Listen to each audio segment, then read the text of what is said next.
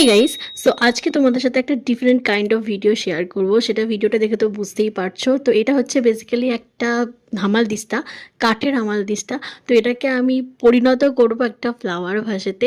তার জন্য প্রথমে একটা জেসো নিয়ে নিয়েছি, কারণ অয়েলি স্ট্রাকচারের ওপর জেসো অ্যাপ্লাই না করলে কখনোই রং ধরবে না। যেহেতু আমি অ্যাক্রিলিক কালার মানে ফেব্রিক অ্যাক্রিলিক কালার করব, তাই জন্য জেসো ইম্পর্টেন্ট। সো জেসো দিয়ে আগে আমি পুরোটা কভার করে নিলাম। এরপর একটা ব্ল্যাক অ্যাক্রিলিক কালার দিয়ে পুরোটা কভার করে নেব। ব্ল্যাকের উপরেই অ্যাকচুয়ালি পেন্টিংটা করব, খুবই সিম্পল একটা পেন্টিং করব।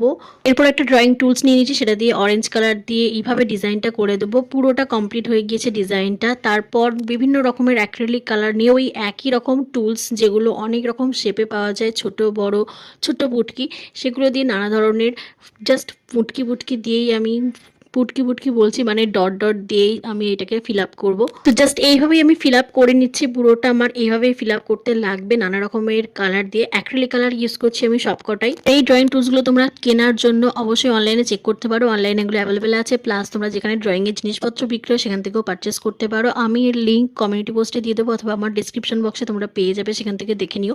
আর এবার পালা হচ্ছে ভার্নিশ দেওয়ার। ভার্নিশ না দিলে কিন্তু এই রংটা কটে যেতে পারে, যেহেতু এটা অ্যাক্রিলিক কালার। তাই ভার্নিশ অবশ্যই অ্যাপ্লাই করবে অ্যাক্রিলিক কালার করার পরে। এরপর আমি আর্টিফিশিয়াল ট্রিটা এখানে বসাবো। এই ট্রিটা আমি কিনে এনেছিলাম কালী পুজোর সময়তে। তো এটাকে এখন এখানে প্ল্যান্ট করব।